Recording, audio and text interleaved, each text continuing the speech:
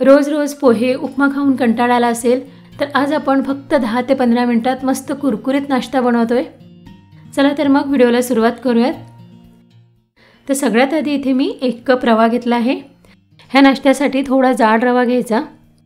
त्यानंतर यात 2 चमचे गव्हाचे पीठ टाकायचं। गव्हाचे पीठ यामध्ये व्यवस्थित मिक्स करून घ्यायचं आणि आता थोडं थोडं पाणी घालून रवा भिजवून घ्यायचा।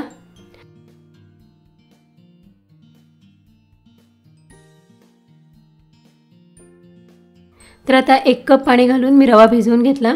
रवा असा घट्टच भिजवायचा।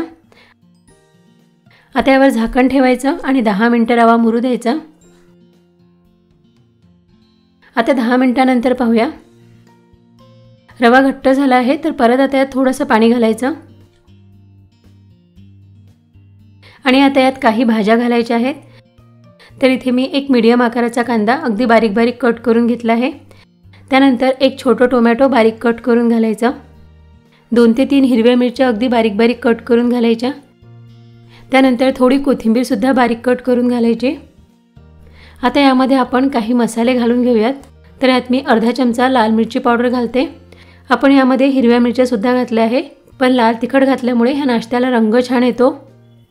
1 चमचा जिरेपूड, अर्धा चमचा धनेपूड, पाव चमचा हिंग घातल्यामुळे टेस्ट छान येते आणि चवीनुसार चमचाभर मीठ टाकायचं।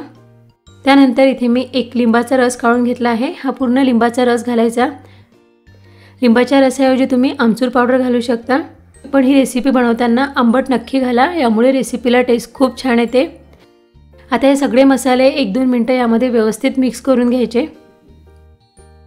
हे बॅटर आपल्याला खूप घट्ट बनवायचे नाही आणि खूप पातळ पण नको, असं मीडियम कन्सिस्टन्सीचं पाहिजे। आता यामध्ये 2 चमचे तेलाचं मोहन घालायचं।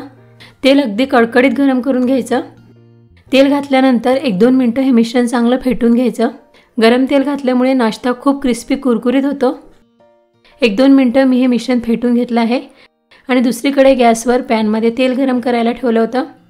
तेल चांगलं गरम झालं आहे। आता गॅस मीडियम करायचा आणि चमच्यामध्ये मिश्रण घेऊन अशा प्रकारे गोल पसरवून घ्यायचं। तुमच्या आवडीनुसार लहान मोठ्या आकारात तुम्ही हे बनवू शकता। हा नाश्ता बनवत असताना गॅस खूप कमी किंवा वाढवायचा नाही, मीडियम फ्लेमवरच छान कुरकुरीत होईपर्यंत तळून घ्यायचा। वरून चमच्याने यावर असं तेल सोडायचं आणि आलटून पालटून दोन्ही बाजूने हे तळून घ्यायचं। असा गोल्डन ब्राऊन रंग येईपर्यंत हा नाश्ता तळून घ्यायचा। एका वेळी तुम्ही 2-3 पीसेस सुद्धा तळून घेऊ शकता। घरच्याच साहित्यात फक्त रवा आणि कांदा टोमॅटो घालून आपण हा नाश्ता बनवला आहे। वरून अगदी कुरकुरीत आणि आतमध्ये थोडा सॉफ्ट असा हा नाश्ता खूप टेस्टी लागतो। तुम्हाला नक्कीच आवडणार। आणि व्हिडिओ आवडला असेल तर व्हिडिओला लाईक करा, शेअर करा, त्याचसोबत आपल्या चॅनलला सुद्धा सबस्क्राईब करा।